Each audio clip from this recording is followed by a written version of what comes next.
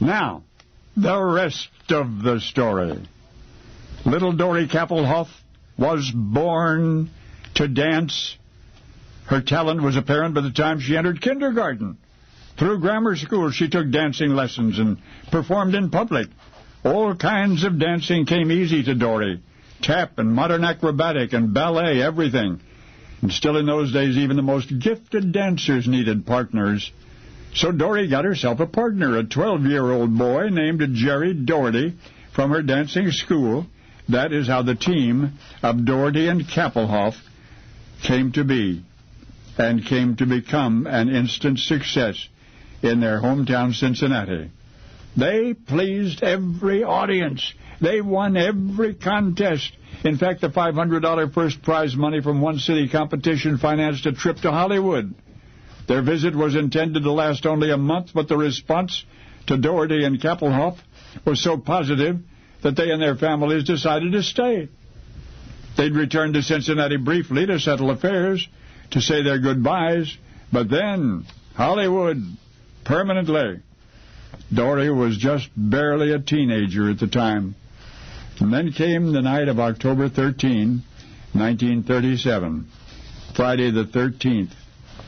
Dory and her mother had planned to leave for the West Coast the following morning, but that night Dory and three young friends went for a car ride. It was a cold, rainy night, so the car windows were closed tightly. The radio was going full blast. Crossing the railroad tracks, none of the youngsters heard the locomotive coming, nor did they see its light until it was too late. In the crash, both in the front seat were thrown through the windshield. Dory crawled from the back seat onto the pavement, tried to stand but could not. Still in shock, she reached down to feel her right leg, discovered that she was bleeding, and then she felt the jagged, protruding bones, and everything went black. Dory's first waking thoughts in the hospital were concern for her dancing.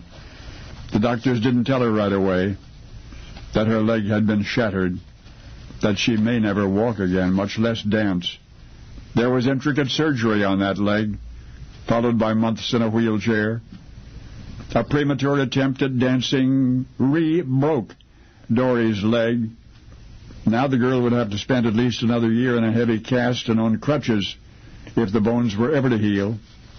And so, one Friday the 13th, died the dance team of Doherty and Kappelhoff. Talented young Jerry Doherty never did find another suitable partner. Instead, he finished high school and became a milkman. As for Dory, therapy was prescribed for her to help her endure the agonizing months of inactivity. The therapy in which she had no real interest at first. Singing lessons. Singing. You see, on the Hollywood Walk of Fame, one star shines as brightly as any. That of a girl named Dory Kappelhoff, whose remarkable singing opened all of the doors. Radio, recordings, movies, television. She became the epitome of American womanhood. Doris Day. That's right, Doris Day. Only now you know the rest of the story.